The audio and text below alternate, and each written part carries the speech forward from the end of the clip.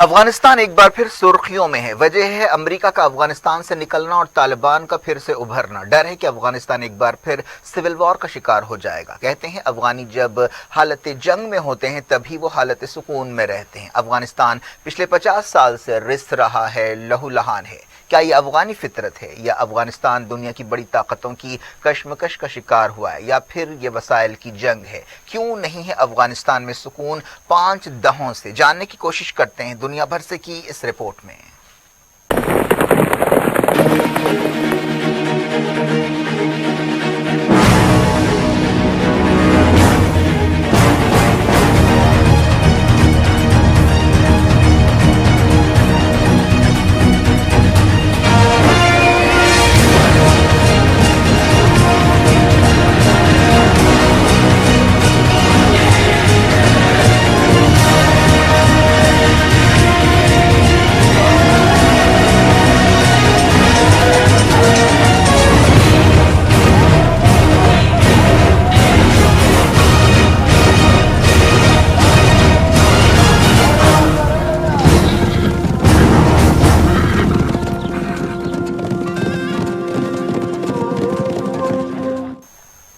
بزکشی افغانستان کا پسندیدہ کھیل ہے۔ اس کھیل میں کئی گھوڑ سوار ایک بکرے کے دھڑ پر جھپٹتے ہیں، نوچتے ہیں، چھننی کرتے ہیں۔ ہر کوئی گول کرنا چاہتا ہے کسی بھی قیمت پر۔ افغانستان کے ساتھ بھی پچھلے 50 سال سے بزکشی کا کھیل کھیلا جا رہا ہے۔ افغانستان پر 40 سال حکومت کرنے والے ظاہر شاہ جب 1973 میں علاج کے لیے اٹلی جا رہے تھے، انہوں نے سوچا بھی نہیں ہوگا کہ ان کا یہ سفر آنے والے کئی دہوں تک افغانستان کو خون میں نہلاتا رہے گا اور ان کا پیارا وطن عالمی سیاست کا اکھاڑا بن جائے گا۔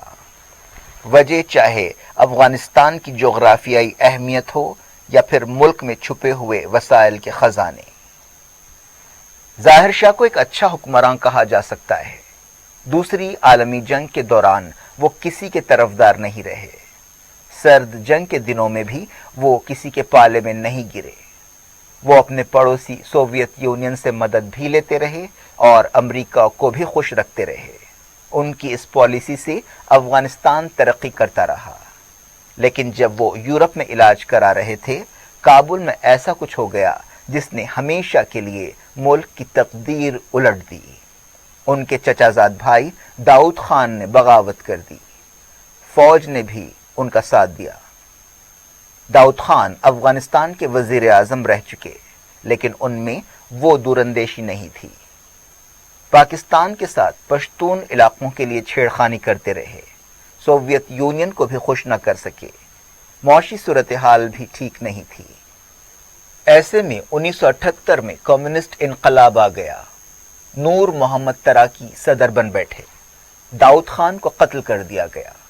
تراکی نے کسانوں میں زمینیں تقسیم کیں، کئی سدھار لائے، لیکن مسائل بھی جنم لیتے رہے۔ کمیونسٹ پارٹی بڑھ گئی۔ ایک طرف خلق گروپ تھا، دوسری طرف پرچم۔ حالات خراب ہوتے گئے، خون خرابہ بھی بڑھتا گیا۔ طاقت کی کشمکش میں پرچم گروپ حاوی ہو گیا۔ حکومت کی باغ ڈور حفیظ اللہ امین نے سنبھالی، لیکن ملک کی قسمت نہیں بدلی۔ مسائل برقرار رہے۔ امین بھی ان تنازعات کو حل کرنے میں ناکام رہے۔ ادھر اسلام پسندوں کا زور بڑھنے لگا۔ ایران میں اسلامی انقلاب نے دنیا کے دوسرے سپر پاور سوویت یونین کو چونکا دیا۔ اسے اپنے مسلم علاقوں کی فکر ستانے لگی۔ یو ایس ایس آر کسی بھی قیمت پر کمیونسٹ افغانستان کو بچانا چاہتا تھا۔ دوسری طرف امریکہ کے اتحادی پاکستان کو داؤد کی بغاوت کے بعد سے افغانستان کے ساتھ خدا واسطے کا بیر ہو گیا۔ امین حالات سدھار نہیں پا رہے تھے۔ سوویت یونین نے مداخلت کی، افغانستان میں فوج بھیج دی۔ امین کو ایک اچانک فوجی آپریشن میں ہلاک کر دیا گیا۔ ماسکو میں جلاوطن ببرک کرمل کو صدر بنایا گیا، لیکن مسئلہ اور پیچیدہ ہوتا گیا۔ افغانستان پر یو ایس ایس آر کے قبضے سے امریکہ کو ویتنام جنگ کا گویا بدلہ لینے کا موقع ہاتھ آ گیا۔ واشنگٹن نے آپریشن سائیکلون شروع کیا۔ CIA کا دماغ، سعودی عرب اور امریکہ کا پیسہ، پاکستان کی زمین، افغانستان میں USSR کا جینا دوبھر کر دیا گیا۔ پوری دنیا، خاص طور پر عرب زمینوں سے جنگجوؤں کو پاکستان لایا گیا، فوجی تربیت دی گئی، مدرسوں کا جال بچھا دیا گیا، ذہن سازی کی گئی، جہاد کا سبق سکھایا گیا اور میدان جنگ پر بھیجا گیا۔ مجاہدین سستے اسٹنگر میزائلوں سے لاکھوں ڈالرز کے سوویت ہیلی کاپٹرز کو پرندوں کی طرح اڑانے لگے۔ یہ کھیل 10 سال چلتا رہا۔ سوویت یونین کی کمر ٹوٹ گئی۔ گورباچوف نے ہوش کے ناخن لیے، افغانستان سے نکلنے کا فیصلہ کیا۔ گورباچوف نے ببرک کرمل کو ہٹا دیا، نجیب کو لایا۔ نجیب نے مجاہدین اور اسلام پسندوں سے صلح کی بہت کوشش کی، دستور سے کمیونزم کو ہٹا دیا، اسلام کو سرکاری مذہب بنایا، لیکن بات نہیں بنی۔ امریکہ، یورپ، سعودی عرب، پاکستان اور کئی عالمی طاقتوں کی سرپرستی، کروڑوں ڈالروں کی ریل پیل، ہتھیاروں کا ذخیرہ، مجاہدین دن بدن مضبوط ہوتے رہے۔ مجاہدین وہی لوگ تھے جنہیں بعد میں امریکہ اور دنیا نے دہشت گرد قرار دیا۔ افغان جنگ کے دوران امریکہ کے ذہن میں سوویت یونین کو دھول چٹانے کا ایسا سودا سمایا تھا کہ صدر ریگن ان کی ضیافتیں کرتے، ان پر خزانے کھولتے۔ امریکہ کے نیشنل سیکیورٹی ایڈوائزر برزنسکی آئے دن مجاہدین کو خطبے دیتے، انہیں بتاتے کہ ان کی مسجدوں پر قبضہ ہوا ہے، بے دین سوویت ان کا ملک چھین رہے ہیں۔ وہ دلاسا بھی دیتے کہ اللہ ان کے ساتھ ہے اور جیت ان کی ہوگی۔ امریکہ کی قیادت میں یہ کوششیں رنگ لائیں۔ 1989 میں آخری سوویت فوجی افغانستان سے باہر نکل گیا اور پھر 1991 میں سوویت یونین کے ٹکڑے ہو گئے۔ امریکہ کا مقصد پورا ہو گیا، وہ ہاتھ جھاڑتے ہوئے افغانستان سے باہر نکل گیا، لیکن وہ پیسہ، وہ ہتھیار، وہ ذہنیت، وہ نظام وہیں رہ گئے۔ سوویت یونین کا نکلنا افغانستان کے مسئلے کا حل نہیں بلکہ ایک نئے مسئلے کی شروعات تھا۔ ایک سیاسی خلا پیدا ہو گیا، خانہ جنگی چھڑ گئی، کہیں گلبدین حکمت یار، کہیں رشید دوستم، کہیں احمد شاہ مسعود، جس کی لاٹھی اس کی بھینس کا معاملہ تھا۔ کوئی مرکزی حکومت نہیں تھی۔